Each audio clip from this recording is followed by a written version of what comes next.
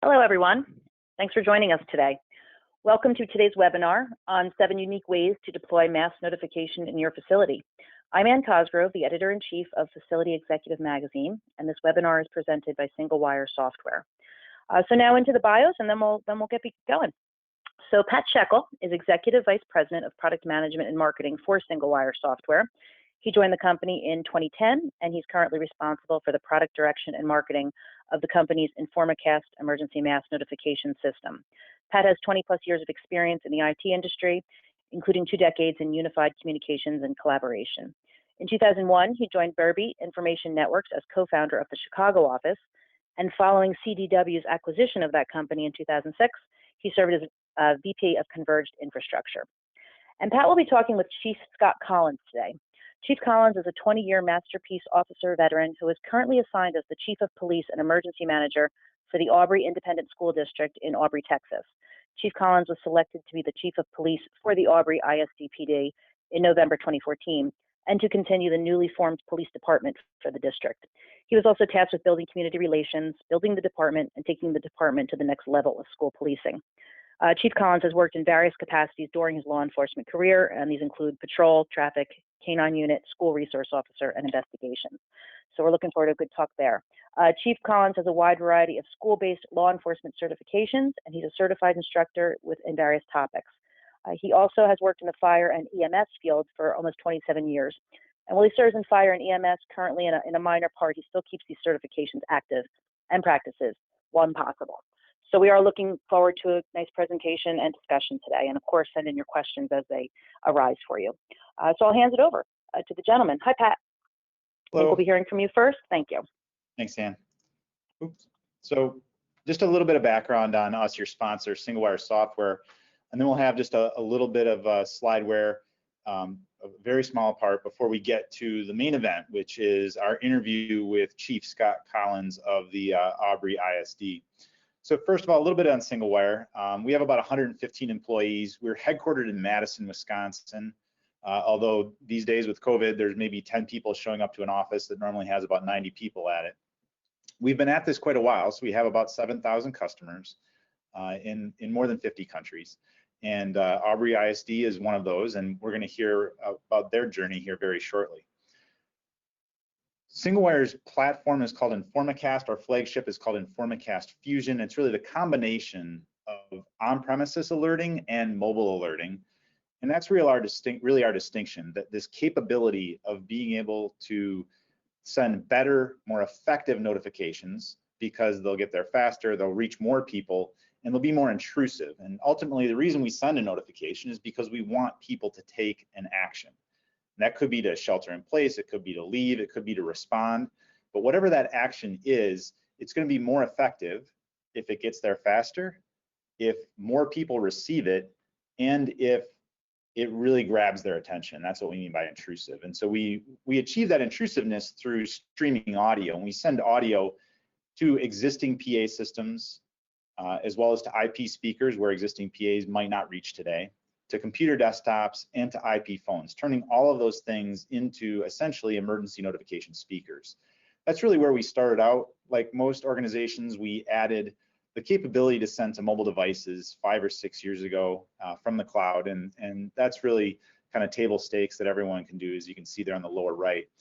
We also have a very tight integration with collaboration systems. So that could just be an old school, your integration or your incident response team receives a conference call and you can have that virtual war room, or it could be using a lot of the collaboration tools that we use all day, every day now, like Microsoft Teams or Cisco WebEx Teams, and the incident response team can meet in those platforms where you not only have the audio call, but you also, of course, have video and screen sharing.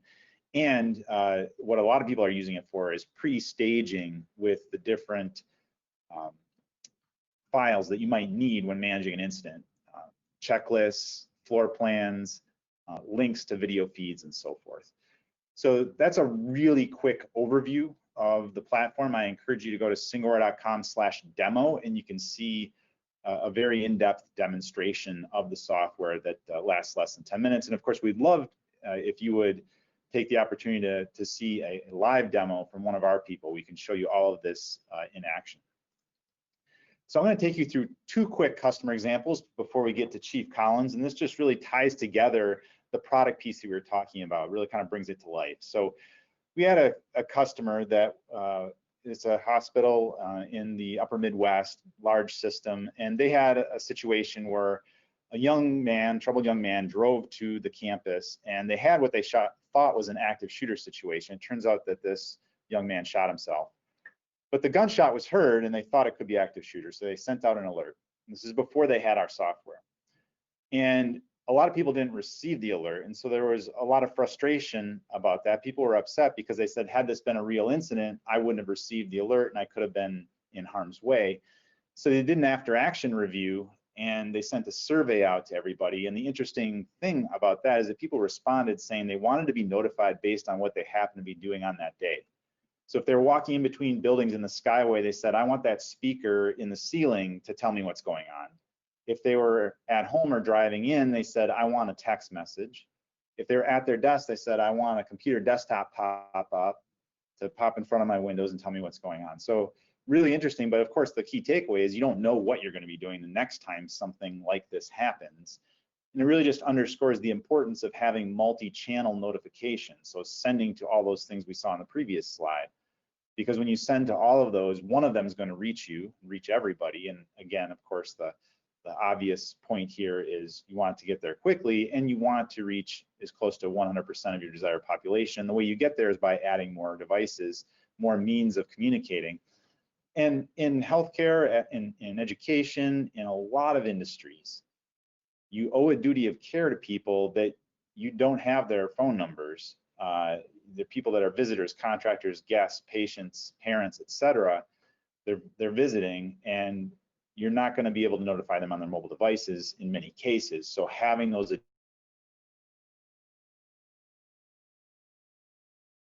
the difference between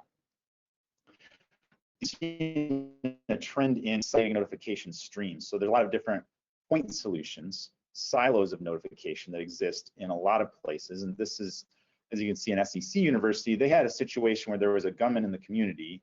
There's an incident where that gunman ran through the campus, and they wanted to send out a campus-wide alert, and they did. The issue was that because those systems were siloed, they had to log into one system, send the alert, log into another system, create the alert and send it, times 6 or 8, email and text, Twitter, update the web page, the giant voice outdoor system for the common areas outdoors. And by the time they did all that, it took 10 to 12 minutes, which, the situation was over at that point. And thankfully, there was no one hurt in this case. But had there been an issue like that, it would not have received the message in time. So what they did is they put in Informacast, they tied all those different silos together with one sending platform, Informacast. They can log into the command center, they can send one message, or they can send it even from the mobile phone. And then it reaches all those different silos at once and brings them together into one unified system. And it takes less than 2 minutes for them to execute their drill at scale. So that's just a little bit of background on SingleWire, our platform Informacast, a couple of customer situations just to try to make it a little more real. And now we're going to be talking with Chief Scott Collins. Chief, how are you today? Hey, doing great. Welcome from Dallas, Texas, and Aubrey. Thank you all for having me here today, and I'm glad to be part of the SingleWire team. Excellent. Excellent. So tell us a little bit about your organization. You said you're in Dallas. Let's share with people how many students, how many buildings, just size of the district, that sort of thing. Sure. Aubrey is just north of Dallas, Texas. We're right next to the big community city of Denton, Texas, home of the University of North Texas. And we have about 2,800 kids in our school district. We have 6 buildings, and we cover 46 square miles of jurisdiction. As a school-based law enforcement agency, we respond to all calls for service, medical emergencies, things of that nature in our district. And we work a lot with our partners next door in our outlying cities.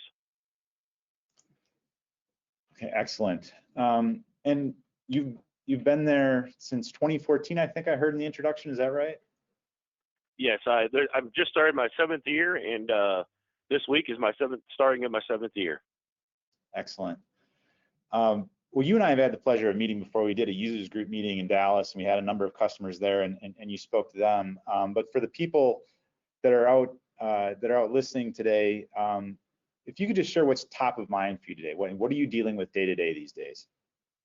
You know, in the school system, we're looking at school safety, we're looking at active notifications, we're looking at how fast we can get these notifications not only to our staff, but our families and things of that nature.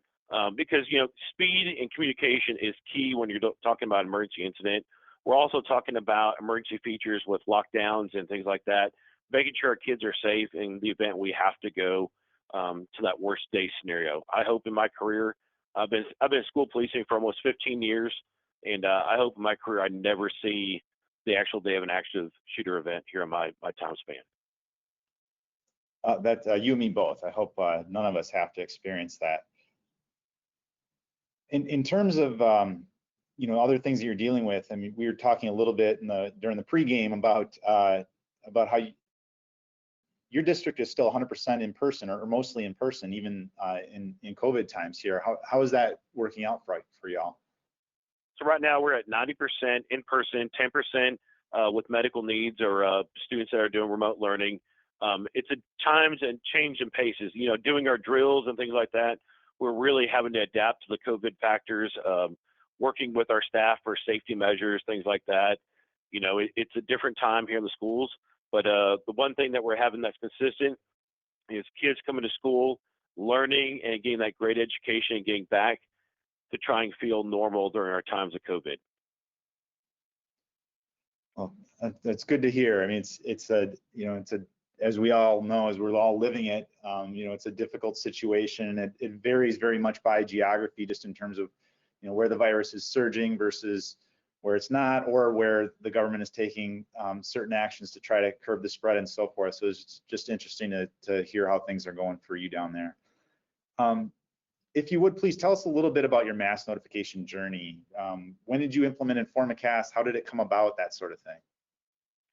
So I'm not going to lie to you. I'm very skeptical of mass notifications because there's so many different types of mass notifications out there, different partners and platforms. And we wanted to have a system, God forbid we had the worst day, that we could get a panic button, B, notifications fast, swiftly, and everything else.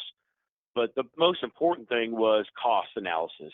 We're a small district. We don't have the big district money. And that's where, as a small district, we run into a lot of problems is financial based. Similarly, larger companies, they'll send out a mass notification. However, they won't do like panic buttons and tie it into other systems with their PA and with their phone. So what we did as a Aubrey ISD team, we sat down with our technology director, myself, our district administration team. We came up with a goal and an outline. We also worked with one of our partners, True North Consulting, out of Austin, Texas. And we came up with a vision of what we wanted to do, and then we started to listen to different vendors as they started to present their product. And Single Wire came up to the front with just how easy it was to take the notification and its abilities that it could do, with not only with our text messages, our emails, our phone notifications, but our Cisco phones that we were enrolling. So this project all came with one big package. And that was something that was huge to us as a district, is ease of accessibility and the opportunity to make this a custom-based application for all of us. Okay. Just by way of housekeeping for everyone listening out there, you have the opportunity to ask the chief questions as well, and he has a wealth of experience and information, so I'd encourage you to do so. If you want to pop over to your question, your Q&A panel, and enter a question. We will be taking questions more towards the end of our discussion, but I would encourage you to do that. It's a great opportunity to ask an expert about his experience. So, Chief, tell us, did you have any challenges that you encountered during either the search process or the implementation process that you might want to share and talk about? You know, you never know with what you're going to deal with each vendor. And when each vendor came in, they all tell you this great song and dance about how their company's going to do this, how their company's going to do that. and their price is going to be this. And then when you start the project, it always goes up to, well, we found this problem, so now it's an additional fee, or hey, you need to have this type of cable instead of that type of cable. We ran into very minor problems, and that was how to make sure we use the most of the system to its fullest capacity. And I think that was the hardest thing, was how deep we wanted to go, or how simple do we want to keep this project. I ended up with the notification piece for emergency response was something that I wanted to go very deep in and have redundancy built into it. And that's part of the great things that we have with the single wire. Full disclosure, guys, I am not a paid spokesman for single wire. I was very skeptical about this. I did not believe in single wire at first. It wasn't until we had our incident on campus that it really changed our mind of how things happened and how powerful this software was, and some of the things that happened to change and save a person's life. And that's when I really became a believer, because software fails, technology fails. Anything can happen in the world we live in. So I was not a big believer of it until our incident happened on campus. Well, now I think you've got everyone's attention. Tell us the story about the incident that occurred. So it was November 30th, 2018. It's about 1:55 in the afternoon. I was wearing civilian clothes for the day. We were preparing for a parade that was happening the next day on our school campus, and I had just cleared some meetings, and it was just a normal day. It's a Friday afternoon. We're going to get out of here on time, and we were just kind of chilling. The single cast informer wire notification system went off that 911 was called in our front office of the school that I was located at. And I came running down the hallway.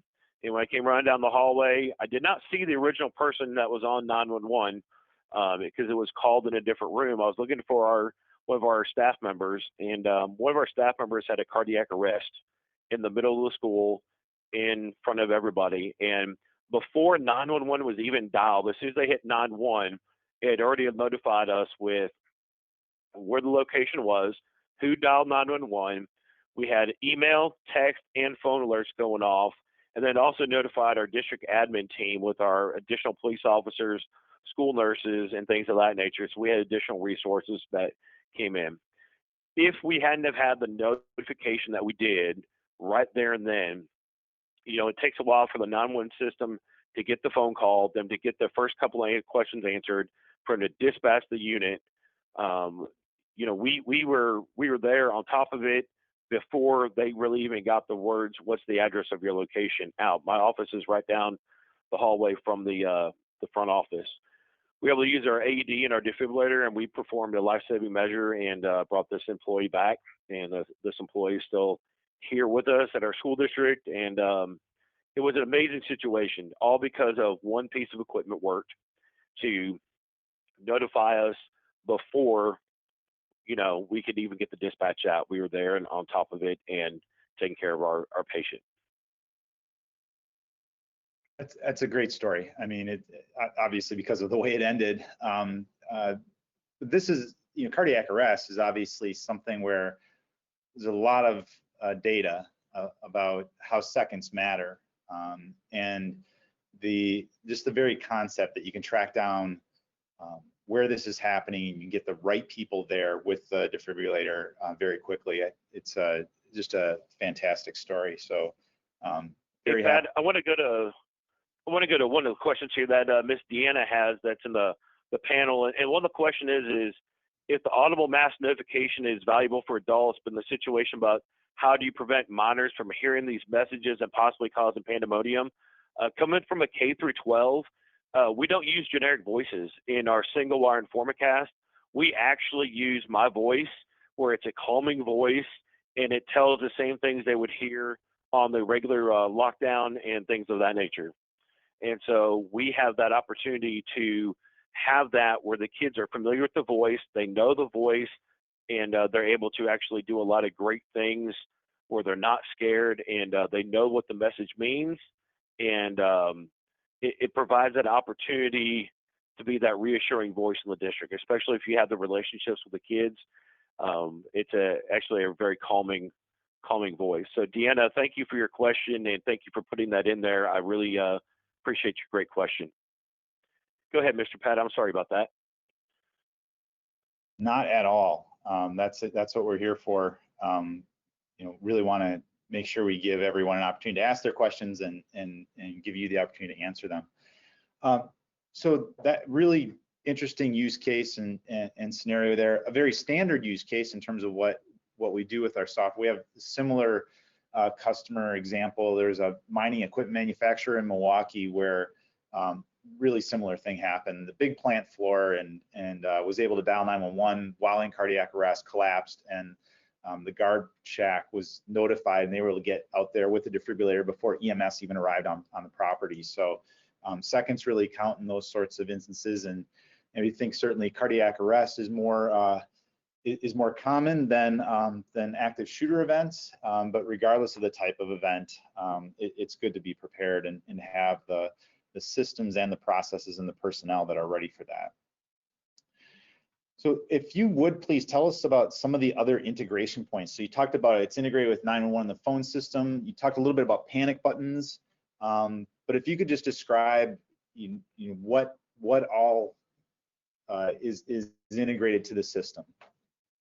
So what's amazing is that we actually have the panic button system there, and I was very skeptical about panic buttons. I'll be honest with you, I didn't want them in the schools just because there are so many false alarms.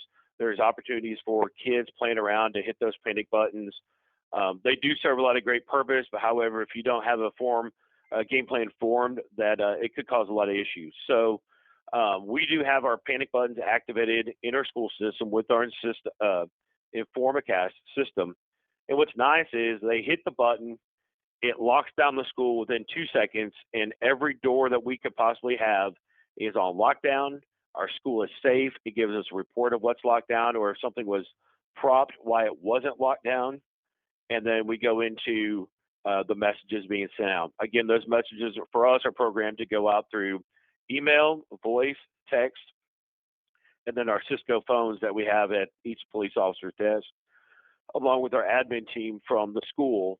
And we have selected people who need to know that information. So we're able to get that information out to them in a timely fashion. So instead of one person taking a lot of time when they need to call, hey, I need to call my boss, I need to call this department, I need to call that department, we have this.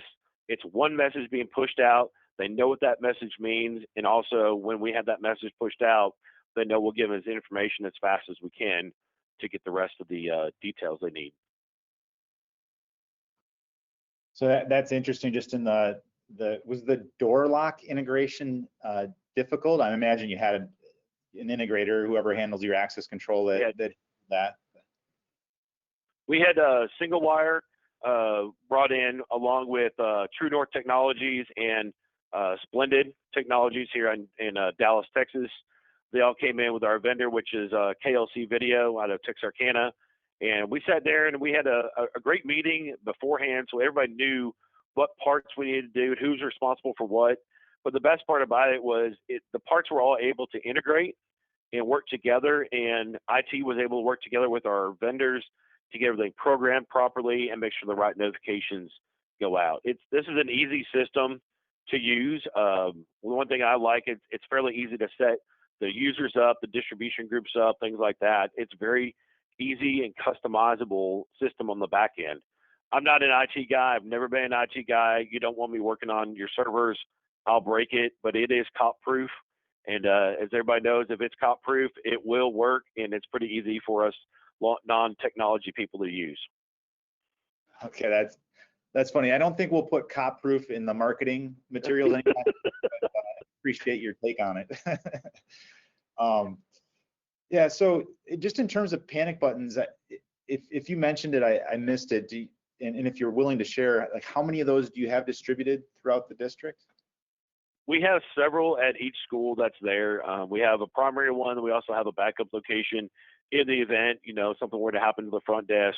We also have one in a separate location just in case we would need to get it. Once it's activated, like I said, it literally locks down everything in our school. It gives us a readout of what we're missing, what's not locked, and where we may need to go secure something as police officers. Got it. Okay. So we talked about 911 alerting, and we talked about the panic button situation. If we were to open up your InformaCast admin console, what else might we see just in terms of types of use cases that you've planned for and then configured in your system? So we use our InformaCast not only for emergencies, but also non-emergency things. Recently, we have implemented using it for our drill management. And by that, I mean to make sure the system works on a non-emergency basis, we actually punch in our codes for each of the alerts that we have, the pre-built template. And when we do that, we send that out and we actually are testing the system. But that way the kids are familiar with the message that's going to be in the event of a real life emergency. We have two different sets. We have the drill template set, which has this is a drill in front of it, and then we have the real life activation. Our administrators have a key code where they activate certain codes based on the campus and the code that was created, and they can activate that from their Cisco phone to activate that in a real life emergency or in a drill mode, depending on what they need. Okay, yeah, that's interesting. What about, do you have anything set up like for severe weather, for example? Are you doing anything in that regard? Yeah, we're actually using it for severe weather, like if we have a shelter in place, things of that nature. We also use the PA features on it. We can push out mass notifications to people. We tie it with our school district mass notification system. We have a separate one for parents that it's built off emails and stuff. We also use a text messaging system to help push out just in case something were to happen. It's a lot easier to push out the information multiple different ways where parents get it versus they only get it one way and a parent didn't receive it here or off this platform. It's just a different way to push that out. And a lot of our K-12 customers use it for their passing bells too. We haven't talked about this, so I don't know the answer to this question, but do you use it for passing bells or not? I believe they do. However, I'm not involved in that part of the software. I believe they do. It is customizable. I'm just not part of that tool in the technology world to know that. Right. That makes sense. What are some of the other benefits that you've realized just by having mass notification in place? And it could be just on those emergency events, or you talked about how you're using it more, for day-to-day notifications as well. So what I think one of the most important concepts that we have is having the kids know the message, beforehand. Hey, if we say hold in classroom, there's some kind of like a medical emergency going on, things like that, where we need people to stay in there. It doesn't cause a panic. Same thing with our lockout and our lockdown drills. Here we use the standard response protocol, and that was out of Colorado and one of the school shootings there. And it's a standard message that we use here in the state of Texas. So having the kids know those messages, having a voice they're familiar with, they know and they feel reassured. So it lowers the anxiety down. So if something were to happen, they know they're in a safe place. They also know that we're here to take care of them, but they also know that we're there. Okay, yeah, that certainly makes sense. Just lowering the temperature a little bit and de-stressing the situation because everyone understands what's happening. Well, how often are you personally using InformaCast? So we drill every month at all of our schools, so at least once a month, but I'm also fine-tuning things. So we do an after action after each event. So let's say we have somebody that missed a single wire notification. We're trying to find out why it was missed. Did we have an error happen? Did we miss somebody off the notification list? We went recently we opened up a brand new elementary school. So we had to go work all the bugs out of, hey, who's supposed to get notified? We had the rough, teams that we had. This is a little bit different scenario because it's opening up with less staff. So it's making sure that it's easy to use and tweaking the little things that you need to tweak. Again, this is user friendly. It is chief proof. If I can work on this server and the different templates and software like that, anybody can do it. I'm not an IT guy. I will never be an IT guy, but it is basic, simple enough where it is self-explanatory in how to get through that process. Okay, great. what do you plan on doing next? Do you have other situations you're planning for, or are you pretty much steady state? And what does the future hold? Single Wire is always coming up with new technology, listening to some of their command post stuff that they're coming up with and technology check-ins, things like that, and some of the different user groups. You never know what Single Wire is going to come up with next. So I think that's one of the thing is with technology, you never know where that road is going to take you. And I like being a part of technology. I like to be on the cutting edge of it. I don't want to be behind technology because if it is our worst day here, I want to be on top of it and I want people to have the most notification they can. So you never know where that road is, where it's going to lead you and where it's going to take you. So we do follow Single Wire's different user groups and things like that to make sure that it's there. Also, I want to give a shout out to the support department at Single Wire. I recently just took over some of the different account management functions for our district. Our technology director has moved on, and so learning some of the different aspects of what that system can do from a technology standpoint and from a server standpoint and from a software standpoint. It's nice to have a customer service support system that they'll talk in plain English, not above your head, not in server talk, not in IT talk.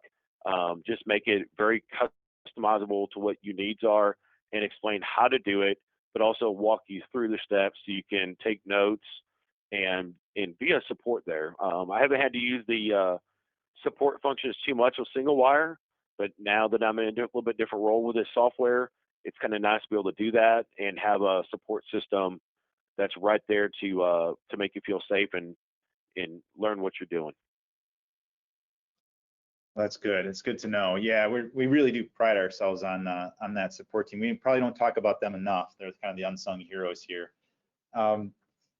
So when you and I met in Dallas, which was in 2019, you just come off a weekend where you had a lot of people experiencing heat stroke and that sort of thing. You had like a weekend incident. Can you take us to, it's not necessarily InformaCast related, but I just think it was really interesting what was going on at that time. Can you talk to that a little bit? So we are a full service police department here. We actually set up for incident management and things like that. We have the Aubrey Marching Classic every year. And in that Aubrey Marching Classic, it's where about 50 plus bands come to converge, and they have a competition in different school ranges and things like that.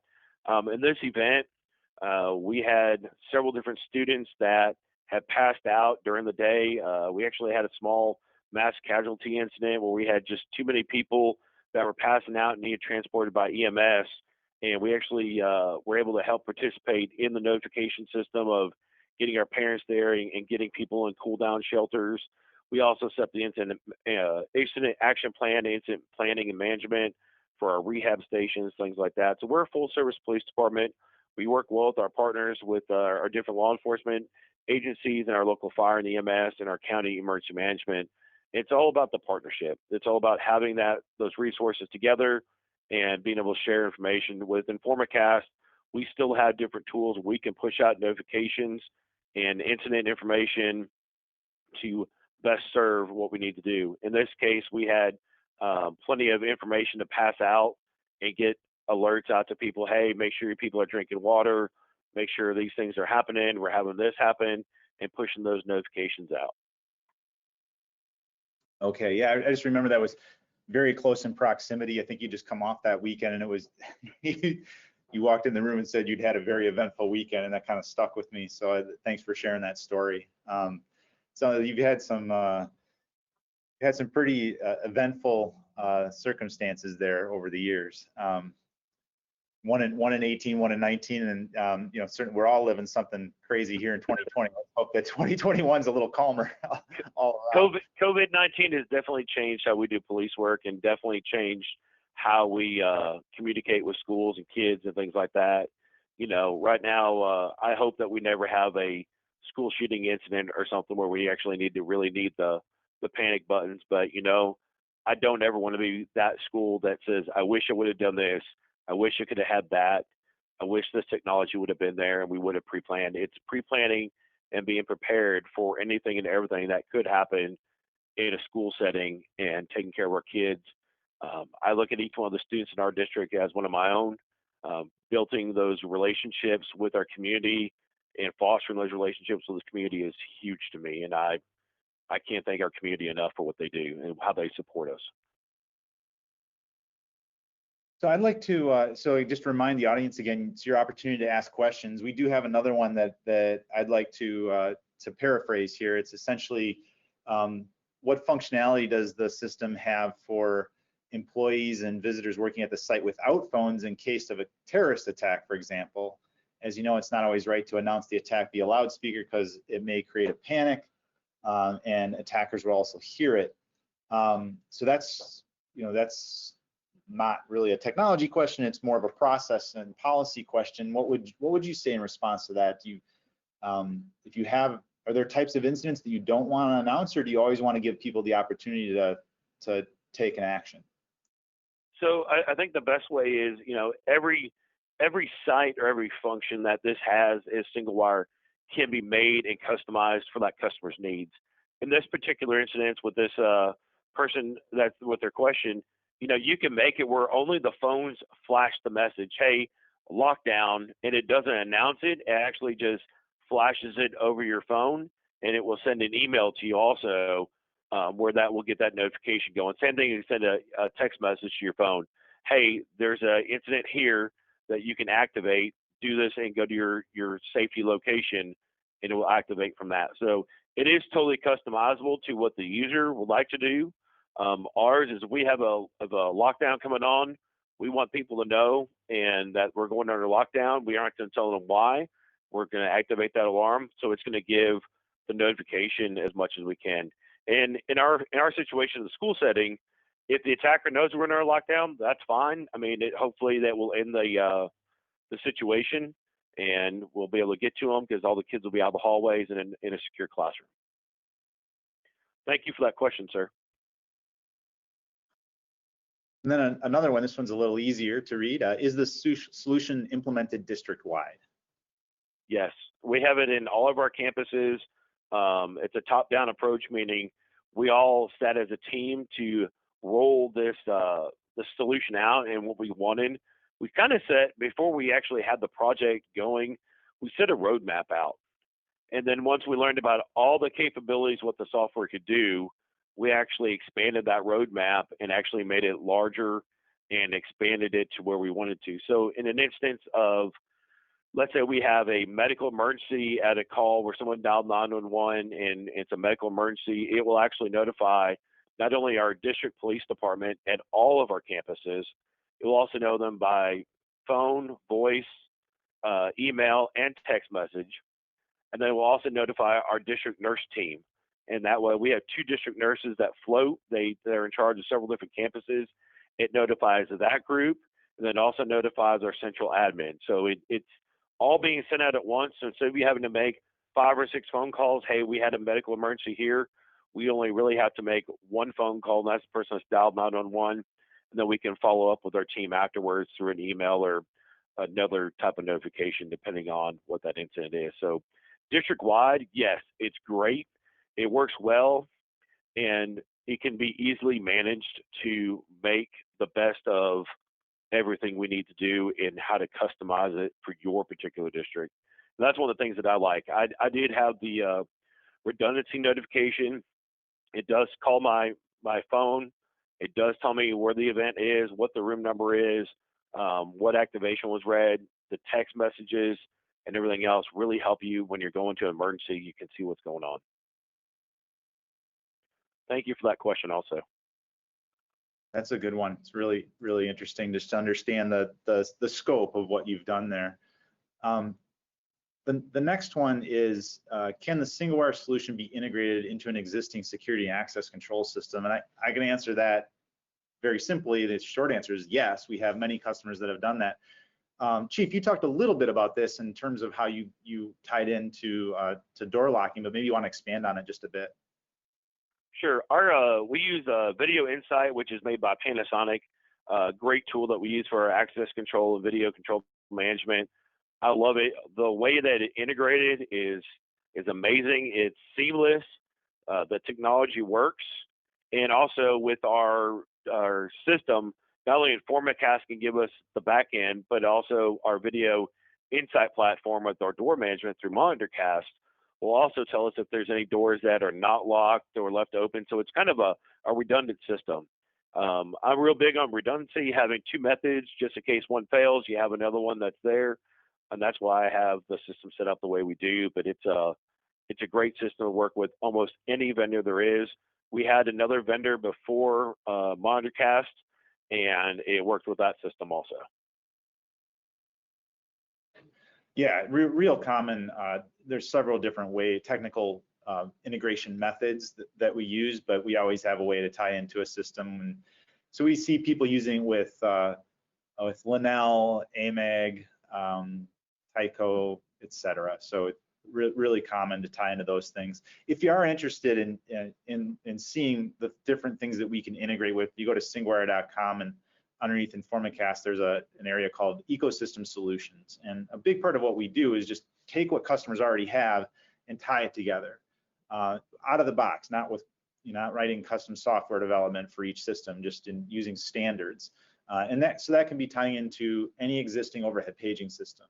That can be tying into existing panic buttons, tying into existing access control, and so on. So that's certainly something that we're very interested in doing, because we know that if we can help customers leverage what they already have, they're going to be much more likely to take full advantage of the system and really realize the benefits of those different scenarios. So we do have time for a few more questions. If you want to go ahead and punch those in, I'm gonna ask one more question, at least one more question of you, Chief, and that's it. What advice would you give to someone who's out there who's looking at maybe making a change to their mass notification system, or evaluating adding functionality today? You went through a process, an evaluation process. Sounds like it was, you really got your ducks in a row before you went out. I thought that was fairly instructive, but what advice would you give people who are looking at that today? I'll give several pieces of advice, and that's a great question. You have to set this project up. It's going to cost a lot of money down the road. No matter how you look at this project, it's an investment. So it's investment with your time, your team, your resources. So before you do that, have a vision. Set your roadmap, what your goals are. Set your vision of where you want this project to take you and how you want it to take you there. Also, be clear on your expectations. Hey, we want the phone to when this event happens to notify us these ways, and that way you can work with your vendor to do that. I'd also get your technology involved, but also have an outside technology company came in. I think that was one of the things that it costs a little bit more money to do, but when we brought that outside technology company, they had already worked with a lot of different school districts and a lot of different vendors, so they were able to kind of see where we were going, but also get the bids and things like that out there where we could have something that benefited our team in the proper way and where our vision was, not tailored to what the company sold, but where our vision was going. I think next, take time to really look at how you want the system to roll out, and that way you set it up right the first time instead of trying to, oh, I wish I would have done this, I wish I would have done that, and then you have to go back and reconfigure everything. Take additional time to figure out what groups are really important, how you want to be notified, lay that groundwork out, so when you're setting things up, it will be a lot smoother and a lot easier to go down the road. This system overall was very painless. Once you start painting the picture, it was great. Getting the vendors to come in, every vendor wants to knock down your door right now with mass notification, especially with COVID out there, especially with school incidents, things like that. You can get any vendor you want to come out there, but take the time to invest and do reference checks and things like that. I'll be honest with you, I'm not going to lie again, I'm not a spokesman for Single Wire. I did not believe in the Single Wire notification system until we had our incident. I mean, it was a tool, but how often do we really need to lock down a school? It doesn't happen every day. But it wasn't until we had a life-saving measure off that we really saw the value in what we paid for and how fast that system works. Do your research with different companies, get different vendors. and find out the right vendor that works for you in your district. And that's super important these days. Do your homework, get your reference checks. Yeah, I think that's great advice.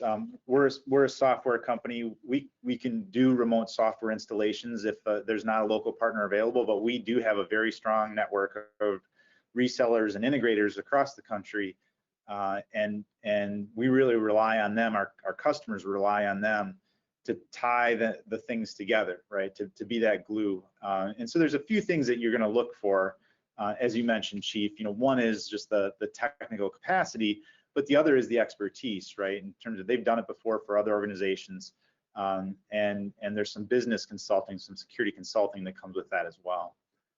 There's a question about. Oh, sorry. Go ahead. I think one more thing is go see the system live. And if you compare reference, that you can go see the system and go see firsthand what's happening. Go see how they set it up. Go see the pluses and negatives. Every system is going to have some sort of negative in it.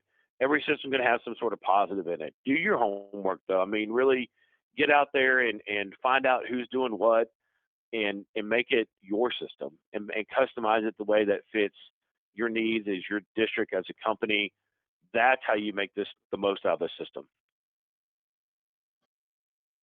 Okay, we certainly have some more time here for additional questions if we see them come in. There's a question, is the system NFPA 72 certified? And NFPA is fire protection codes. And InformaCast is not a fire system, but we do often have integrations with fire systems, and so it can be deployed in an NFPA 72 compliant manner. And especially as it relates to Chapter 24, which is the chapter on mass notifications. So what we're talking about there is an integration to the fire system, and typically that's an outbound integration, where if a fire system is triggered in a location, that it will send an alert to InformaCast, and we'll send out a broader alert, maybe a text message, a desktop pop-up, et cetera, to people both at that location, as well as where people really care about it is offsite. You're responsible for a campus, and you want to be notified if any of the buildings on that campus have any sort of fire system alert. So that's typically where we see that integration come into play. All right, so we're pretty much winding down here. I would just encourage everyone that if you haven't looked at InformaCast before, if you go to singware.com/demo, we have a recorded demo. Love to give you a live demonstration. As Chief mentioned, the best things you can do is see a live customer, and with 7,000 customers around the world, we certainly have one close by to you, and would love you to visit one of our existing customers. We also offer a free trial of the software, as you can see on the screen there, if you go to singware.com/mobile. So like I said, winding down, and do we have any more questions out there that we might take? Hi, Pat. Yes, we do have a few, and we will address them. We have about 3 questions out there, so appreciate both of your discussions, and we'll try to run through these. So now, Chief Collins, you had talked about. I'm going to direct this to Pat, but I want to preface it with Chief. Thank you for talking about the ways that you had toward the end there, the ways that you had evaluated the mass notification system that you ultimately chose with SingleWire. InformaCast. So I do want to direct this to Pat as well, and of course, Chief, jump in. But Pat, from your perspective, what's the biggest challenge that organizations are trying to address when implementing a mass notification plan? What do you hear when you start talking to a potential customer? Yeah, so I think the biggest challenge that we see is organizations not doing what Chief did with the district, which is he really got his ducks in a row up front, really identified the requirements of the entire district before they went out and started talking to vendors. And so what we often see is a need for a point solution. Like there's a certain use case that jumps to the forefront, maybe because of an incident at an organization, a company, or a district or a university. Something happens either at that place or someplace nearby, and people are spurred to action, and they're really trying to solve for a use case at that point, and they're not looking more broadly because they're moving hastily because of a particular incident. So when we see people do what Chief did, which is bring the different departments together, look at it in a very deliberative way, in terms of evaluating, well, what are the different situations that we could have, and who gets to trigger a message, who receives the message, what action do we want them to take, do we have confirmations coming back, what does the incident response team look like when that situation happens. He talked about a number of incidents here already, right? He talked about the cardiac arrest, talked about the heat stroke / mass casualty incident.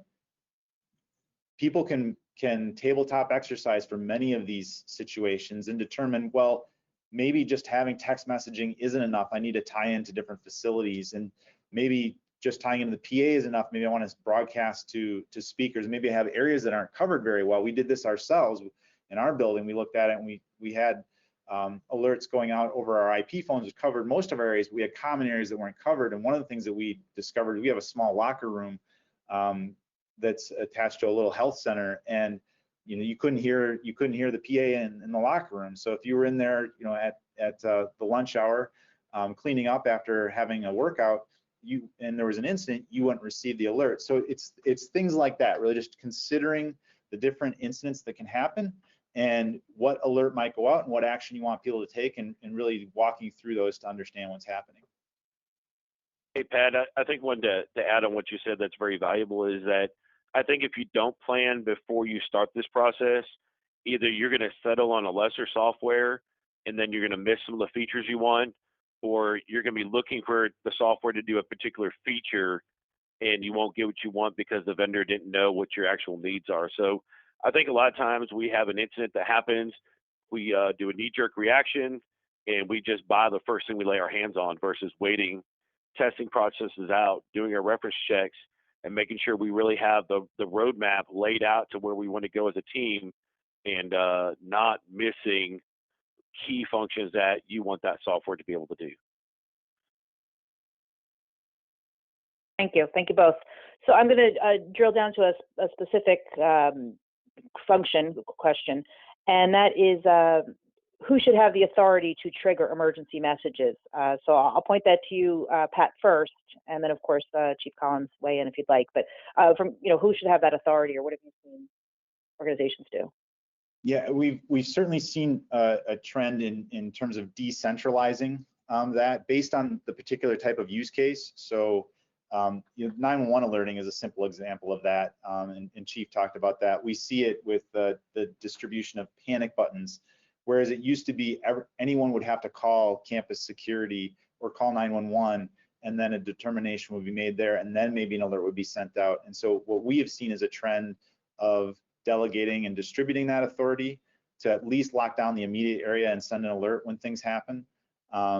And we saw that with a university in Southern California, where they had an issue where there was a gunman that ran into the campus library. Those people had no ability to lock down the library. They had to call into campus security, and that took minutes. By that time, shots had been fired and the gunman ran into another building. So just giving people the ability to lock down the immediate area and then have campus security take it from there.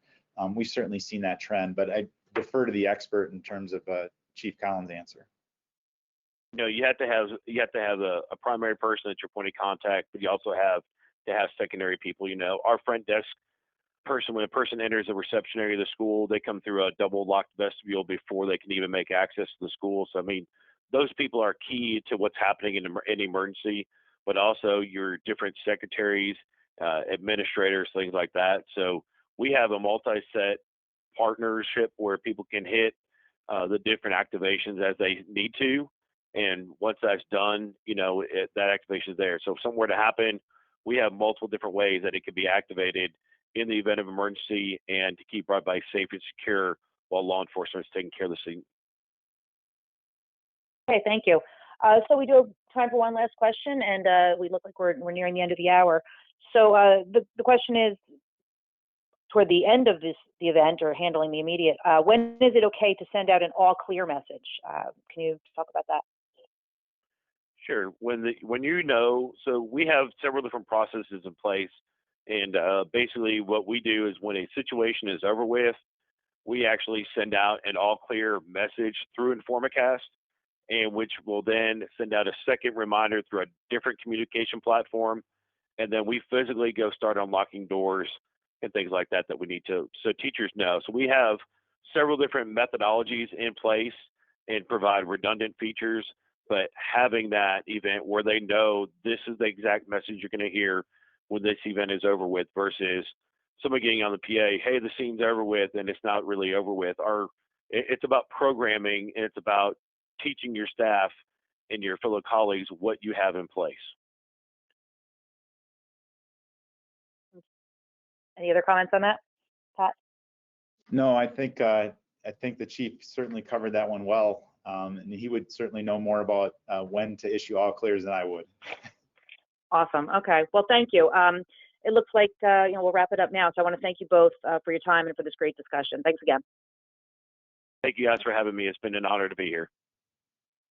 Wonderful. And of course, thank you to our audience for attending and for your questions, and to Single Wire Software for sponsoring this webinar today. I do want to let you all know in the audience that a recording of this webinar will be available online at facilityexecutive.com.